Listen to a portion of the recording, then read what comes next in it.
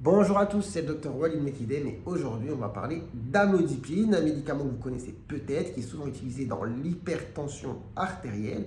Alors il peut prendre plusieurs noms, soit vous le connaissez sous le nom d'amlodipine, des fois il y a un nom de marque connu, c'est Amlor, mais après il y a d'autres noms de marque, comme par exemple Twinstar, Coveram, Exforge, qui peuvent en fait contenir de l'amlodipine en association avec d'autres molécules, comme par exemple Twinstar, si je ne dis pas de bêtises, c'est telmisartan amlodipine, Exforge, c'est perindopril amlodipine, et non, pardon, c'est valsartan amlodipine, et Coveram, c'est perindopril amlodipine. Enfin bref, on s'en fiche un petit peu. L'idée, c'est de dire que, voilà, dans une boîte de médicaments qui porte un nom de marque, parfois vous avez l'association de deux molécules, dont une d'entre elles est de l'amlodipine. Et vous ne le savez pas forcément, enfin bref, regardez un petit peu ce qui est écrit sous le nom de la marque.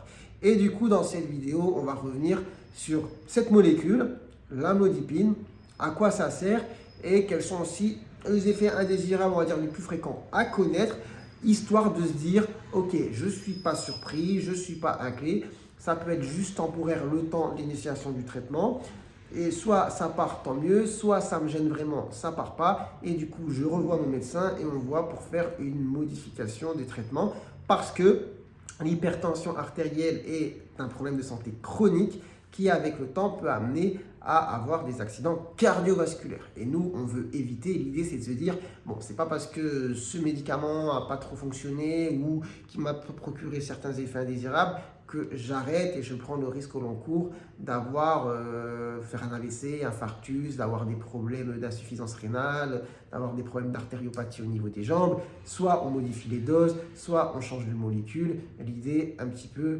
c'est de retenir ça. Donc l'amlodipine, c'est un médicament qui fait partie de la famille des inhibiteurs calciques.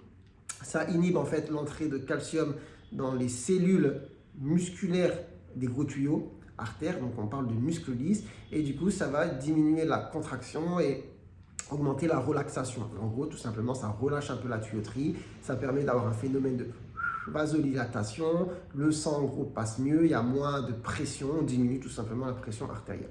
On ne va pas entrer plus dans le détail, c'est un petit peu le mécanisme du traitement. Donc franchement, sur la molécule en elle-même, il n'y a pas grand-chose de plus à savoir, c'est ça, c'est un inhibiteur calcique, vous savez un petit peu comment ça fonctionne. En termes de dosage, en général, l'amlodipine, c'est soit 5 mg, soit 10 mg. Voilà, pour moi c'est ça. Et après, du coup, qu'est-ce que je voulais dire? On va revenir sur les effets peut-être indésirables les plus fréquents. Et en gros, le plus fréquent, l'effet indésirable le plus fréquent, c'est les œdèmes. Donc œdèmes principalement au niveau des jambes, des chevilles, les chevilles qui gonflent. C'est de la rétention d'eau. Ça peut concerner une personne sur 10, donc vous voyez, c'est fréquent. Donc c'est dose dépendant aussi, ça va dépendre un peu de la dose. Et c'est quelque chose à savoir. La mobilité, le fait de bouger va permettre quand même d'arranger un petit peu les choses. Et d'ailleurs, vous savez très bien qu'il ne suffit pas, enfin, c'est pas juste une histoire d'amlodipine, les œdèmes. Hein. Je veux dire, vous pouvez ne pas prendre d'amlodipine et avoir des œdèmes. Donc on n'est pas sur quelque chose de trop méchant, ça peut être embêtant. Il y a des choses à mettre en place pour essayer de diminuer tout ça. Et après, comme je vous l'ai dit, si c'est trop important, persistant, eh ben, peut-être voir avec le médecin pour changer, modifier les doses, etc. ou changer de médicament.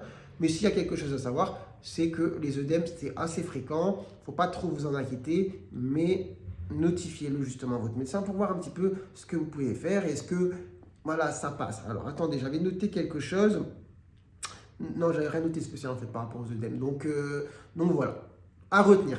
Après, on va parler des effets indésirables un peu moins fréquents, mais qui restent ceux qui sont assez connus.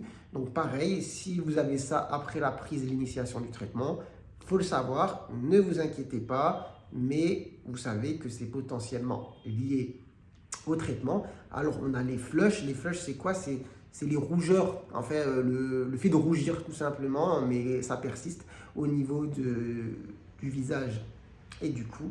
Bah pourquoi? Tout simplement phénomène de vasodilatation, donc ça peut être juste temporaire. Donc franchement, c'est pas méchant. En général, ça passe avec le temps. Faut pas trop vous étonner si ça arrive. C'est pas chez tout le monde, moins de 10% des personnes qui prennent le traitement, mais c'est possible.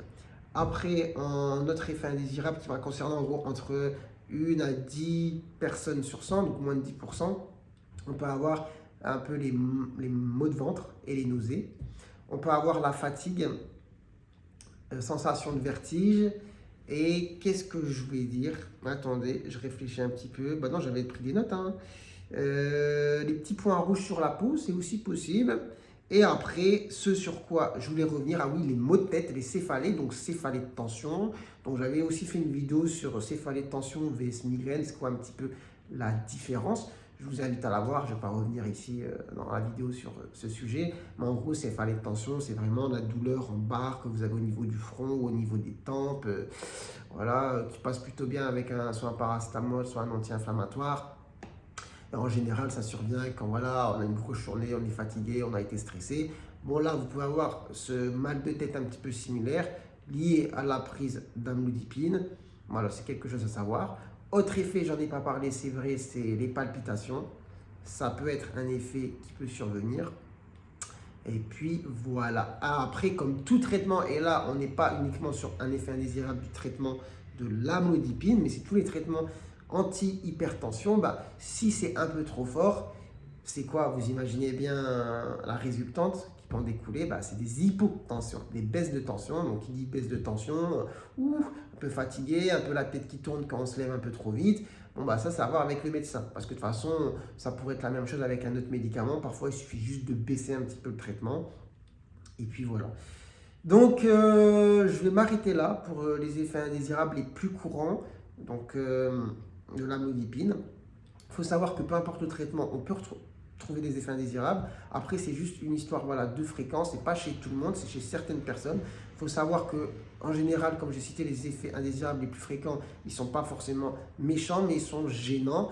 Et voilà, rien n'est figé. Soit c'est temporaire, ça passe. Soit si ce n'est pas le cas, bah c'est tout. On revoit avec le médecin et on change. Et dans tous les cas, ce qui est important, c'est de prendre en charge le gros problème de santé derrière, qui est l'hypertension artérielle, pour éviter les complications au long cours. Et quand on a une hypertension artérielle modérée, qu'on n'a pas encore besoin de traitement, il existe des choses à mettre en place pour la faire baisser. J'ai fait une vidéo sur le sujet, je vous invite à aller la voir. Et de toute manière, même si on a un traitement, il faut quand même mettre ces choses en place pour les associer au traitement. D'accord? Donc, j'espère que vous aurez appris des choses. Si cette vidéo vous a plu, n'hésitez pas à la liker et à vous abonner à la chaîne. Et sur ce, moi je vous dis, prenez soin de vous, prenez soin de votre santé. Et à très bientôt, je l'espère, pour de nouvelles vidéos. Allez, ciao, ciao.